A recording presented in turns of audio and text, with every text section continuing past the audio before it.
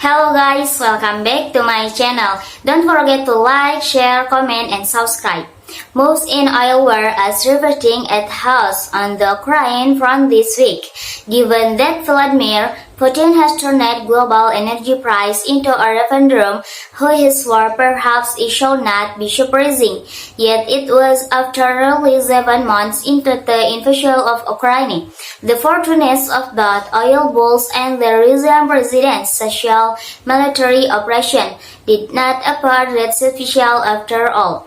Crude prices steadily flat so likely higher on Friday, but on a weekly basis, they fell for a third straight week with used cracks West Texas Intermediate finishing again beneath the K per barrel mark while global benchmark been struggling finally to record the birth of the loss. More interesting was what was happening with the Russian president and his own time, certainly on energy price. There was a time when Putin's mere hint of a squeeze in Russian energy export would have made in all traders sit upright and sent crude prices flying. Lately, however, some of Putin's rhetoric seems to have lost its impact with the energy crowd. This included his threat the company shut down all oil and gas following out of its country unless the help is so-called price cap on Russian oil and the US domestic sanction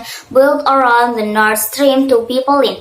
Let's be clear about something: the energy market in general is still super tight on supply. On major discretion is all it might take for fires to come screaming back, yet oil prices haven't really gotten too much higher from the 7-month levels they plummeted nearly 2 weeks ago, and that's because of the overtime work the Federal Reserve has been doing and scaring the bejesus out of traders over inflation and interest rates.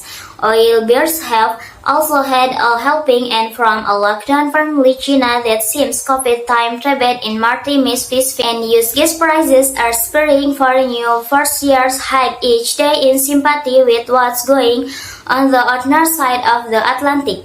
This is in spite of a very well-informed conscience of the gas market patiently telling anyone who cares to listen that use lot part is bucket 1 billion cubic feet per day, and there's nothing more we can do about raising that right away.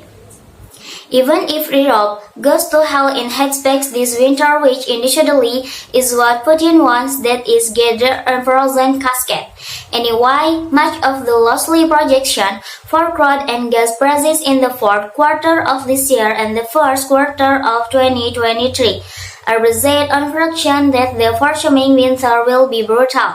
No one knows for sure how that will turn out if the opposite turns out to be true. I can only imagine how much money is going to be lost on the long side by those listening the word wonderful advantage of just curry at Goldman Sachs. But back to Putin, more interesting than the moves in oil was the public dressing down the Russian leader got in Friday from one of his greatest allies, Indian Prime Minister Narendra Modi. And unfortunately for Putin, that came after Russian forecast lost importance and embarrassing territory in Ukraine over this big. Crude prices clashed sharply off their hike on Friday, indeed just a penny up on US dollar Iraq's Barras oil terminal had resumed pumping following a brief discussion over on fuel spill. The dollar's resurgence on expectation of a third straight bumper rate hike by the Fed is also backed by to Friday's early rally in crude. A jump in the US oil through was another negative, while this and events dominated Friday headlines on oil in particular. Weighing on the market, however, was the image of a Putin rendered somewhat smaller by his colleague Modi after the Indian premier refused to share Russia's passion for the war Ukraine. I know that the days is not an era of war and have spoken to you on the phone about this. The Indian leader told Putin is the chat on the sidelines of the Shanghai Cooperation Organization summit, which the Russian president has reiterated the use of showcase of his alliance with China and India. How Modi and China's leader Jinping responded to Putin and the war in Ukraine is important to crude price, particularly from the perspective of the price cap on Russian oil that the group of 7 countries want to impose from December to limit, while Moscow can earn from this energy export to fund the war against Ukraine.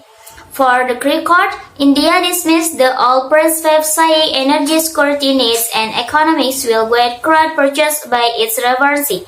Maybe that's all from me. Thanks for watching. Don't forget to like, share, comment, and subscribe.